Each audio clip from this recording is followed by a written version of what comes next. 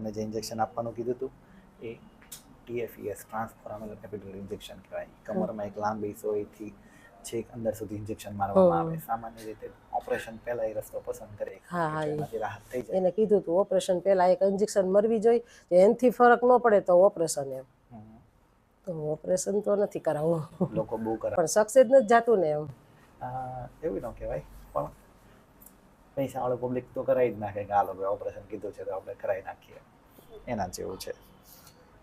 તમને કમરમાં ચોથા પાંચમા મણકાની વચ્ચેથી ગાંઠ દબાતી, તમે કીધું હશે નસ વ્હાઇટ કલરની નસ દબાતી, 10 mm જેટલી જગ્યા રહી છે એમ કરીને. આ એક પ્રકારનો મિકેનિકલ ફોલ્ટ છે. કંઈક વસ્તુ દબાણે અને આપણે એને ખોલવાની કોશિશ કરી આપણી પદ્ધતિથી. એટલે તમે આજે ત્રીજી વિઝિટ જ છે ને? 3 વિઝિટમાં ઘણા બધા ઘૂઘરા જેવા થઈ ગયા. ત્યારે તમને ઇન્જેક્શન મારવાનું કીધું, MRI કરાવ્યું. અહીંયા આવ્યા પહેલા ચલાતું જ નહીં, આખા પગમાં ખાલી ચડી જાય ને ચાલી જ ન હગીએ.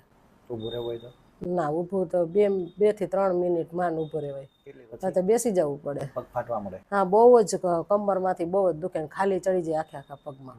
એક જ પગમાં એકમાં જ. અત્યારે રસોઈ બનાવો છો?